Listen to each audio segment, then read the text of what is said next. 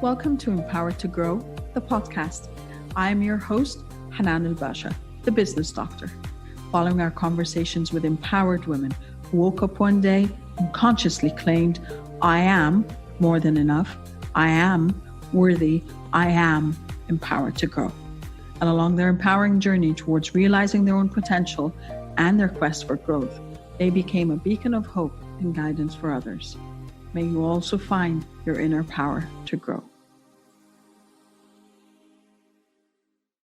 Hello again, everyone. This is your Unchartered discussion of Empowered to Grow podcast. I'm your host, Hanan Basha, and we're still continuing the interesting and very insightful conversation with my friend, Soha El Baklawy. Hi, Soha. Hi, Hanan. How are you? Alhamdulillah, all is good. Soha is the founder of Businessita, and she was one of the awardees of the top 50 women, influential women of Egypt of 2022, which is an amazing feat. And speaking of amazing feats, and I think we had a bit of a discussion in between recording the episodes, we were talking about the different roles we need to play and the different hats we wear as women and stuff. And you were talking about balance and how to be able, as a woman, how to be able to balance between the different roles and still have time for yourself.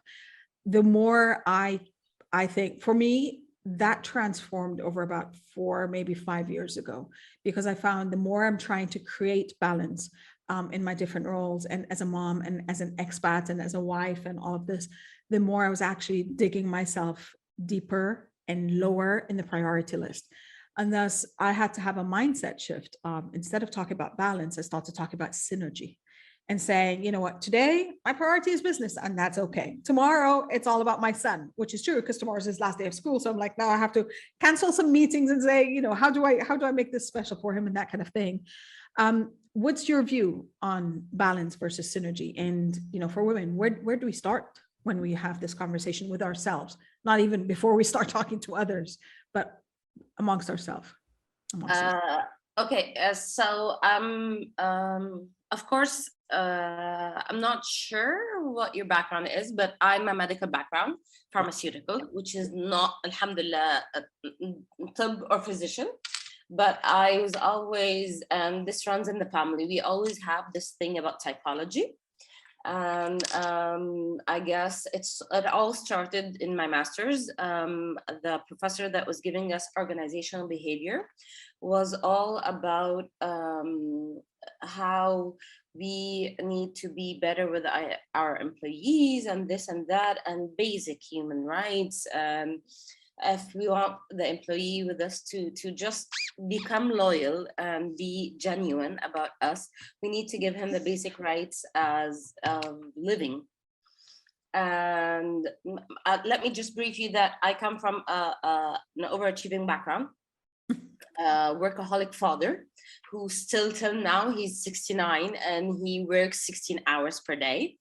And I grew up with uncles teaching me how to ride a bicycle, grandpa and aunts playing around, cousins doing this and that, you know, the child social activity.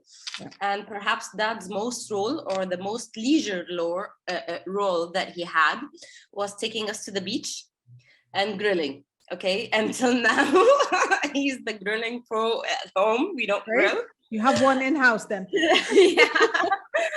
And he was like dragged to that because of his brothers who were like, we were all in Kuwait and they were like, come on, let's take the kids on a weekend and go to the beach. And literally dragged to doing that. So by the time I was 12, 13, I was like, no, I don't want this lifestyle. I'm going to have fun. I'm going to study. And I'm going to study to pass because of him being an overachiever and successor. Yeah. And I want to live my life. And being the second child, having my first sister lead the way of being totally obedient and kind and doing whatever the parents want, you know, it was like, okay, this is not working for me as A students, etc., etc. So I started playing or being multitasking when I was like 12. And the more I grew, and I have to pause here, being in Canada at that time, allowed me to be even better at that, because I was at school, and then I was a volunteer for peer mediation, and then there was trips and You had more extracurricular options activities and and this and that. channels. Yeah. Yeah, and life was about living. So it started there, and then we came to Kuwait and Egypt, and I was just so happy with that model that I literally snatched it wherever I went, and I had this type of panic attack that I'm losing the balance because I don't want to see this model, I don't want to be his model, etc., etc. And then through college, I was able to study, have fun, this and that. And my sister was a straight A student with an honorary degree. And it was at college that my dad started telling my sister, do like your younger one and start multitasking, because he wanted us, I mean, we started working at the age of 16, and he wanted us through college, even though it was a practical and she was a pharmaceutical student too, to work and study at the same time. And she just could not do that because she's focused one thing at a time. Yeah. And I could do that. So at college, it was the first time that my father started looking at the balance in a positive way. And he was like, okay, yeah, she's studying. She's not a straight A. I mean, I graduated with C. But he was like, you know what, she's also at work, she's gaining experience at work, and she's living her life. So to me, this is what I'm looking for my kids. Okay.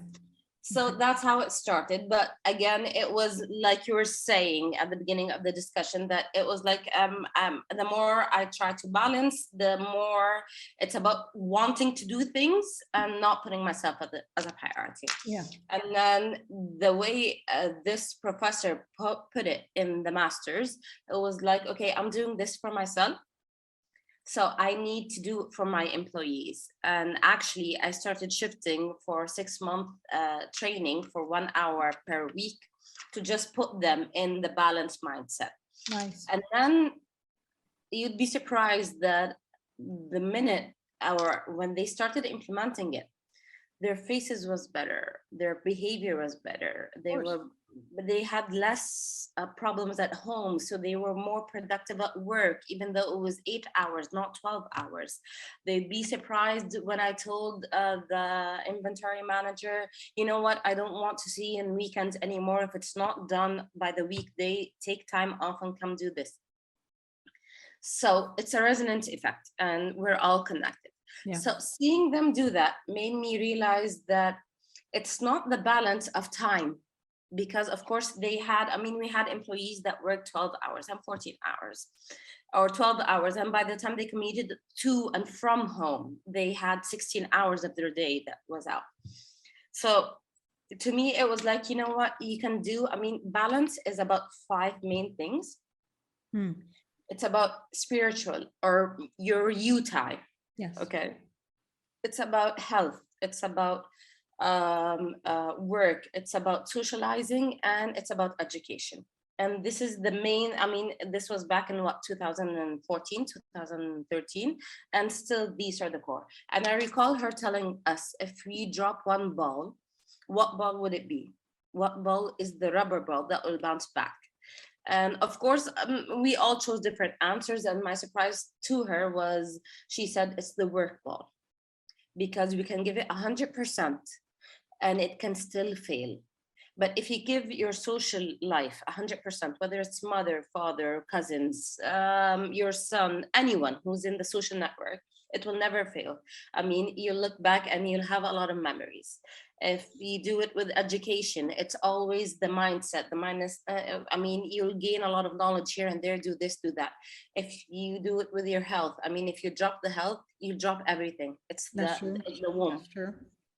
If you drop yourself, the spiritual part, you won't have the anchor or the compass to manage everything else. So spirituality, and again, it does not have to be spiritual, I mean, on a sigeda or on a prayer mat with God. It can be just meditation. It can be just you time. It can be enjoying a cup of coffee in the morning. So this was, the spirituality was the compass. The health is what carries you through. Yeah. social life, because we're only humans and we thrive on communication and education, to not rust and to not feel, I mean, arrogance is a bless to some, but Yeah. let's talk about it. It's not to everyone. So the only thing that you can drop is the work. And I started actually dropping the work ball more often. Whatever comes, if it's this or the work, you know what, the work has my time from here to there, so I'll drop it. And then dropping the work, because I know that I can drop this, made me give more in the 6 hour rather than staying the whole 8 hours. Because you know what, I know that whatever comes, I'll drop this, but I don't want the balance of work to fall. So I'm focused on the 4 hour because I might leave early. I'm focused on this because I might That's leave true. early. That's true.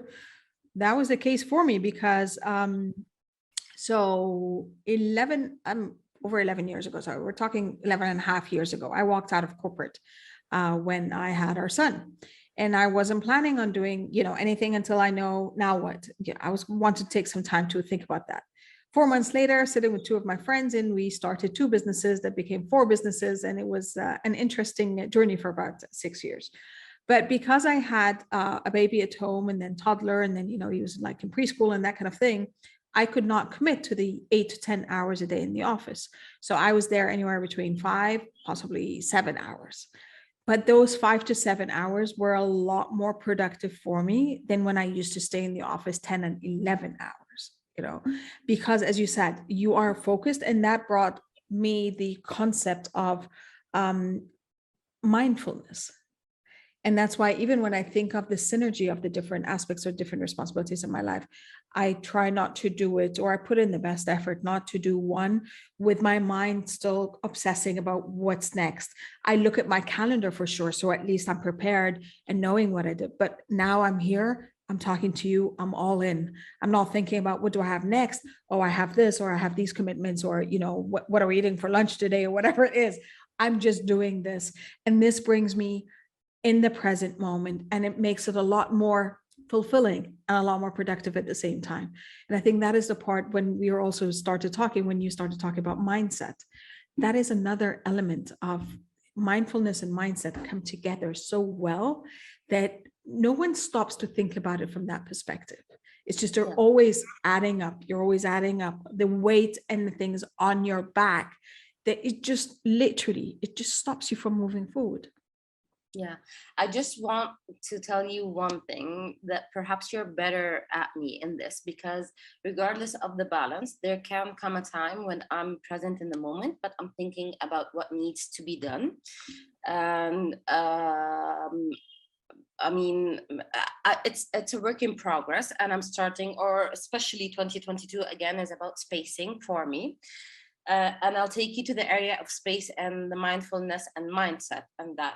But I also need to highlight one thing, and that's very, very, very crucial, Hanan, that us as women, we thrive through multiple areas of life. And this is why I call it balance. And it's not very different from synergy, perhaps the way we perceive the word itself. Yeah. But other than, understanding how different genders work, and understanding the psychology of it makes us know where we thrive. So if I don't thrive in sunlight, then don't put me in direct sunlight, I'll burn. But if I thrive in shadow, or if I thrive in regular environment, then please put me there, I'll be more potential. And here comes the part of the mindset. Most women, and being raised in a masculine era, most women are fighting, especially the professional women or the corporate side of the woman. Most women are thriving because of the inequality and this and that. And unconsciously, we're being driven to work in an environment that was not created for us. Women do not thrive doing one thing at a time. We burn out easily. Unlike men, men thrive because they're more focused. They're like a hunter who hunts for a target. So they're focused on one thing at a time, and they do it very well. And if you interrupt them, you distract them.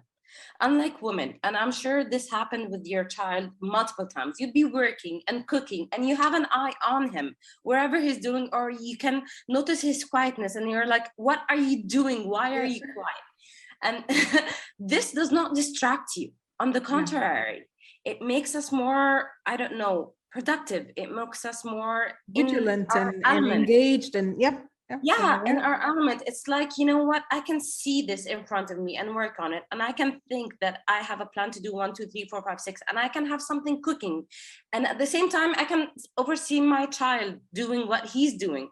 I mean, I've seen a lot of accidents with kids because the father is watching a match, a football match, and literally the girl just stomps in the wall, and it's like the woman is cooking and cleaning and following up with this, and she can still take care of her child. So this is the power. So understanding this as a mindset for a woman, whenever women come to me through Businessita and they're like, you know what, I'm burned out and this and that, I just take a step back, find the balance in your life. You're not working on this. No wonder you're burnt out. You're discharged. You don't have the energy to do this. And sometimes they'd be surprised of me telling them, you know what, socialize at least once a week. You know what, I need you to do this, to do that. So this is the first change that comes from understanding the psychology of who we are and what works best for us. Yep. The second part is mindfulness and mindset. Yeah. And here I've been on a journey of mindfulness, and it actually started, or it sparked in the retreat. One of the beautiful women that I met in the retreat, Arab woman leaders, told me that tafakkur, being mindful, is ibadah, is already a type of thing or ritual that when we do, we take thawab for. And coming from the overachieving background, time was money, time was achievement, time was success. So not doing anything, you're wasting your time. So blah, blah, blah. And this was frowned upon, especially that my grandfather used to do that. And my father used to frown upon that. However, what I'm learning, I read a sequence of books that been helping me to be mindful rather than just being there with the mindset. I've come to acknowledge that we need space. There's something called spacing, mental spacing. I mean, if the cup is full, you can't fill it anymore. Yeah. And we tend to do that with our life. Or when you master time management, with time, you tend to have time on your hand. And you're like, you know what, I have time on your hand. But there's a huge difference between having time on your hand and being mindfulness. And we usually ignore the mental spacing part because we have too many thoughts, too many inputs. You're just saying too many things are on our head, too many things are working on it. So there's no time for us to just pause, reflect, grow, understand, get creative. I mean, and this is based on my father's experience. One of his very close friends was on their deathbed at the age of 70, and he was like, you know what, looking back at life, I did it wrong. And when he said he did it wrong, I mean, this guy started from scratch and he built a huge empire. He got married, he had kids, his kids were successful, etc., etc., etc. So by society, he did not do anything wrong. And his best friend was like younger than him by 7 years, I think 10 years. And he was like, no, how could he do it wrong? I mean, and he's following exactly his friend's footsteps. And the guy on the deathbed told him, I never paused to reflect. Yeah. And looking back at what I've done, I could have done it better. I mean, I needed more time with the kids rather than making them more successful. I needed this rather than doing that. And this hit me on so many levels, Hanan, that I felt, when was the last time I reflected? And no, I don't want to be on the deathbed to have such a revelation, you know? Yeah. So I've been pausing now. I've heard this like 2 years ago, and I've been pausing every year for a full reflection and every month for a reflection. But, you know, a year I take about 1 week just to reflect on the whole year. So this is the reflection part. And this adds on to the mindfulness. However, what I'm learning now is give yourself, empty the rooms in your mind for space to grow. That's good. Yeah. If the elastic is always stretched out, it will come a time when it will just cut off. Yeah. But if we give it on and off the flexibility, it becomes more flexible with time. First of all, it can stretch to this, and then it goes further. So this is the power of mental spacing, or what I call mindset spacing. That's nice, because you know what? There's also something else that's very important to also note here. Reflection does not mean judgment. No, Yes, I no. know. I know that's what you mean, but I want people to kind of look at it from that perspective as well. There are a lot of times where we think that we're reflecting and we stop and we start kind of really being very cruel to ourselves by saying, oh my God, that was so stupid. I shouldn't be doing this. I shouldn't be doing that, you know, and the self-criticism steps into that reflective period that you should be having. I know I was a very negative self-talker. I never thought of myself that until I had to pause and listen to myself through a coach. Actually, it started through the coaching, and now, you know, years later, it's through coaching and therapy and everything, where now I've got enough self-awareness to stop myself when a negative thought comes in. I was like, oh, time out, hang on, why is this coming up now, you know? But that's the point. We are conditioned as well with that, because a lot of times growing up is like, oh, why are you doing this? That's so stupid. Or why are you doing that? You're noisy, you're annoying, and it's not that you're doing something that could be annoying. You take it, and we know how, you know, the subconscious gets shaped from between the ages of 0 and 7. And of course, I call it beyond that, you get imprinted on in every way between the interactions, the way you act and react and interact with others, that you take on that self-talk and you become your worst critic. So I want people as well to take time out to do the reflection. I call it my in-depth analysis, constructive criticism of saying, you know what, this happened. How can I do it better? This happened, or I did this. Exactly.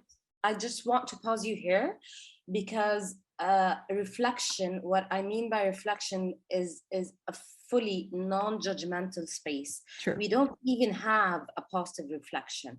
I mean, if you, again, you're saying that a child's subconscious is built from 0 to 7.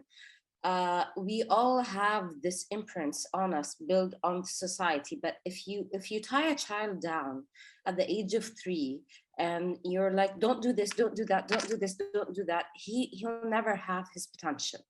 But if you tell the child, you know what, if you see him spilling water and you're like, nice, okay, now we can clean it and I'll show you how to clean it, but why did you spill it? And this allows them to experiment, to show their potential. And perhaps this was one of the things that my father, I was grateful to have a father to allow me to experiment on. Of course, not to an extreme level, and let's just do that. And I do have the inner critique part. And again, so this is why I'm looking back at reflection. No, it's not a positive or negative criticism. It's not. And people, I mean, if you don't have the mindfulness before this reflection, it becomes what you're saying. It becomes a black slot where we go, you know what, you did 1, 2, 3, 4, a shouting parent or a criticizing parent. And this is how it works. The mindfulness comes first, and then the reflection comes. And when it comes, it was like, okay, this has happened. And thank you for it happening. And I know you did the best you can with everything that you know. And I just want to pause to you. What else do you want to learn to change something? Or if you know what, you don't want to change anything, this is great. But I'm just cleaning this out to have the space of what more do you want to add for the upcoming year. So this is what I mean by reflection, that mental spacing, that idea of, and by the way, spacing is time spacing, financial spacing, mental spacing, it's all types of spacing. So it just comes to us that we need space to grow. So don't fill your cup all the time to have time to grow. Don't pressure yourself in financial distress or financial limitations just to get a luxury brand or just to look a higher level of society, because this is a stress that won't allow you to grow. Don't do that to your mind. Don't keep pushing things in with social norms, things to educate in, work, etc., etc. Give yourself space. Give the soul itself some space, because it's only the space that allows us to exist. I mean, again, when people ask, what is darkness? It's the absence of light. That's true. I But love that. actually, if there wasn't darkness, we wouldn't have had the space of light. So it's the space that allows us to see the darkness and light. If there wasn't, we wouldn't see it. So this is what I'm talking about. We as a whole community, as a whole universe, need to understand that it's enough being on the roller coaster ride and being toggled in to this sucking hole of limitations and doings and achievements and successions and this and that, and just give yourself some space. And then it goes all the way back to the retreat of tafakkur. Yeah. And my friend, when she Reflection, told me, meditation, and mindfulness, actually everything. the way she said it, she was like, you know why all prophets were shepherds, or in all religions the prophet was a shepherd? And I'm like, yeah, I heard that, because they are taught patience and this and that. And she was like, no, because being a shepherd, not only this, but staying in the desert is one of the places, or by the sea is one of the highest places where you can meditate, because there's nothing to do other than to pause and watch the clarity. And to me it was like, nice. Okay, I never saw it this way before. I love So that. that's what I'm talking about. Yeah, but okay, I know we can go on for hours, but this I would love to wrap it up with that, and with the notion that giving your soul a space to breathe, to reflect, to grow is exactly a very important element in today's world, just because we are not given that opportunity. But this is one that we have to create for ourselves, men and women, and even children. It's just to kind of unplug and say, hang on a second, time out. Let me see where I am today. Let me do some positive reflection, and let me see where I want to go tomorrow and how I will get there and who will be with me. And, all the questions that just, again, are not meant to be an impediment, but are meant to give us creative ways of looking at how to proceed. Yeah. Soha, thank you so much once again. And I love how this conversation, as I said, I love the Uncharted discussions because I don't know where they're going. This had nothing to do with business. This was just reflections inward. But I just want to pause one thing. You said that in the wrap up, it was not something given to us. I do agree. It's not something given to this generation, but I believe the more we work on ourselves, the more we'll be able to give it to the future generations. I mean, you will look at your child in tantrum, or look at a person in distress, and then you will go, you know what, pause. Just stay in there and do not do something. So yes, it's not given to us, maybe because we didn't have this awareness, but now that we have it, we are creating it to be wired in the upcoming generations. And this is the part where I'm telling you that it's usually minor and baby steps. I mean, it's you and me talking. Who knows who will hear this podcast and who will work on it and how it will impact. But then again, I'm very happy to be with you on this podcast, and I'm looking forward to doing miracles with you and with all the other people out there. And thank you so much for everything. Thank you. Thank you, my friend. Well, again, pause. Learn to pause and teach it to your kids, to your spouses, to your brothers and sisters, and everyone you know. This is one of the best and most fulfilling favors you'll be doing yourself. And that transition from external let's say validation to internal gratification and fulfillment is one that will nourish your soul and your life, not now, but also for generations to come. Once again, thank you for joining us. I wish you love, abundance, and prosperity. We'll see you next time. Bye for now. Thank you for listening to the Empowered to Grow podcast. For further engagement with a tribe of empowered women, join my Facebook group, Empowered to Grow, or visit my website, www.hananelbasha.com. I'll catch you on the next episode. And until then, know that empowered you empowers others. Love, abundance, and prosperity to you all.